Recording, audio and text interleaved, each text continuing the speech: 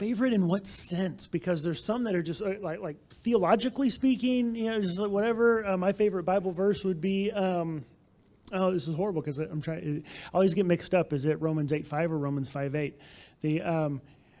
God has demonstrated his love in that while we were still sinners, Christ died for us.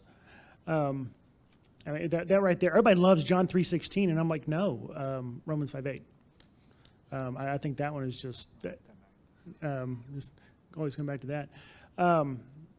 Overall favorite, just because I am a fundamentalist with extra emphasis on the fun, would have to be Mark chapter 14, verses 51 and 52. That's the naked guy in the garden, where it says there was a young man wearing nothing but a linen garment on him, and the guards tried to seize him, and he slipped out of his garment and ran off naked.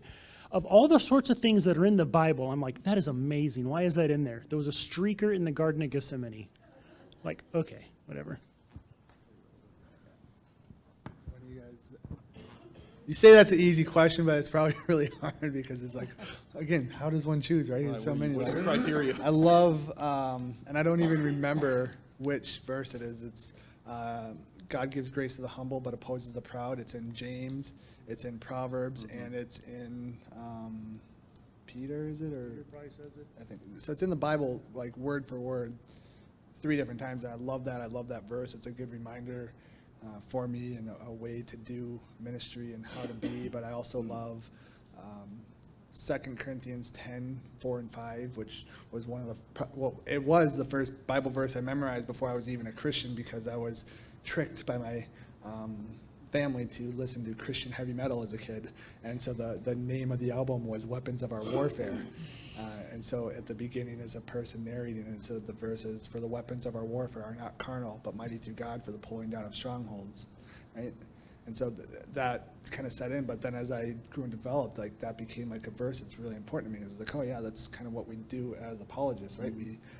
We have weapons and they're not carnal, it's not flesh and blood, we're using our mind to pull these down. And I probably stole Eric's Bible verse at the same time, but then the other one is an apologist, right? 1 Peter 3:15, and I'm going to give the J. Medenwaldt version, right? Keep going, then we won't have any verses. Yeah, so just take them all. Always be prepared to give an apologetic.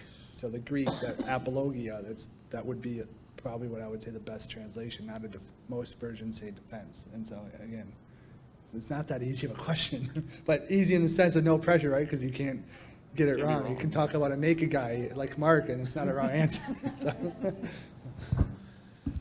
I celebrate the entire catalog of Leviticus, and just really love the 613 laws there. No, John 16:33 certainly is one of them. One that I just used a while ago. Hebrews 12:1-3 are also another set. But the one that I think most recently has just resonated with me, and I'm not sure why, but just for me, it's reminding me of just how great God is Psalm 73:25-26. Whom have I in heaven but you? There's nothing on earth I desire beside you. My flesh and my heart may fail, but you are my strength and my portion forever.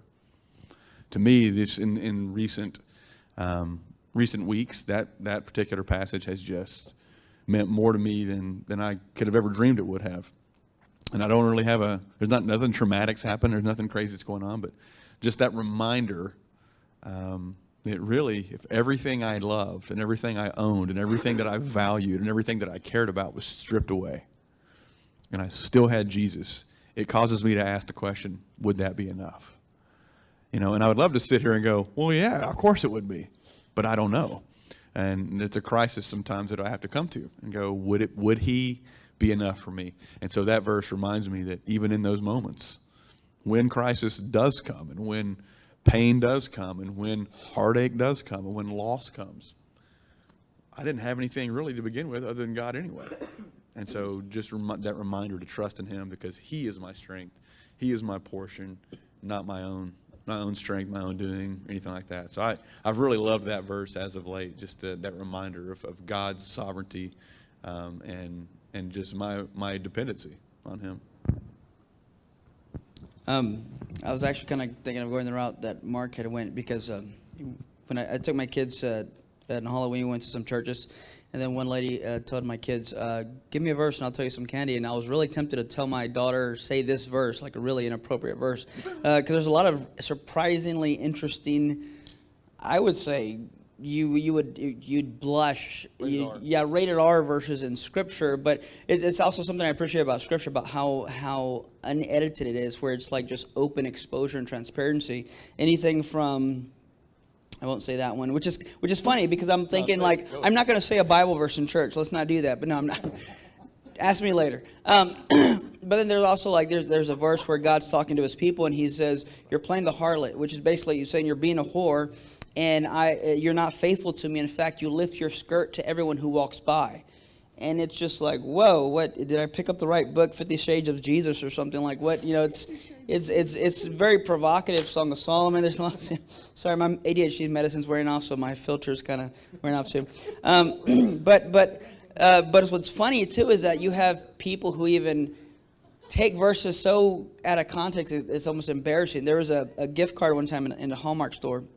Not a gift card, cards. I think it was during Christmas. And it said something like, and everyone left their house and gave gifts to each other. You think, oh, that's a sweet, nice verse to put on a Hallmark card. But when you look at the context of the verse, it has to do with the thing in Revelations where they killed the two prophets. And because they killed the two prophets who were preaching the gospel, everybody got so excited and started handing gifts to each other. So to put that on a card for Christmas, it's like, wow. I heard a story once of... This lady, she sent flowers to somebody for I think her niece had got married or something like that, and she sent her flowers and she wrote a verse like John, I don't remember exactly what, let's say it's 5:4. She meant, again, I made up which one it was, but let's say it was John 4:5, not 5:4, because the one she meant, let's say the one she meant was, let's say 5:4. It says something like something about being happy and whatever. But the reverse, John 4:5 said, he's not your husband, and the guy who you're living with is currently not your husband either, and you have had 5 husbands before him. So it was one of those things to where, I agree with what Jay was saying. It's kind of hard in the sense that I guess it depends on what it is that I'm going through or dealing with. Kind of like utensils. Which utensil is your favorite? Well, it depends what I'm eating. If I'm eating cereal, I prefer a spoon. If I'm eating this, I prefer a fork or knife, whatnot.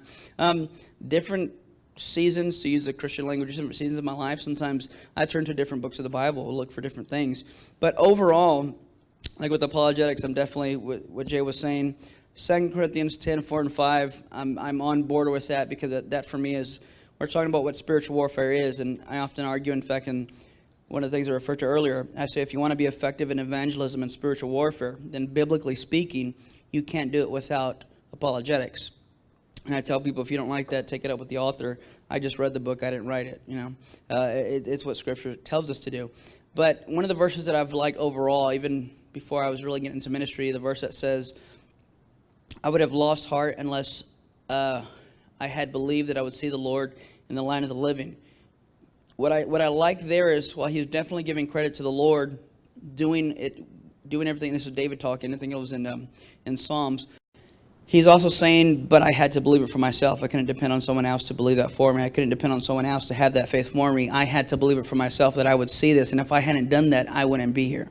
And it was always a constant reminder to me that whether or not my friends wanted to follow Christ in youth group, whether or not, when I got older, my friends believed that God had called me to ministry or not, and whether or not that was relevant, whether or not that was there, that was irrelevant to the fact that I still had to do what God called me to do, even if no one else did, whether it was my closest friends or my family or whatever the case was. I have to know and believe that this is what God has called me to, not by blind faith, obviously, but in context, they're basically saying this is something that I have to do for myself that no one else can do for me.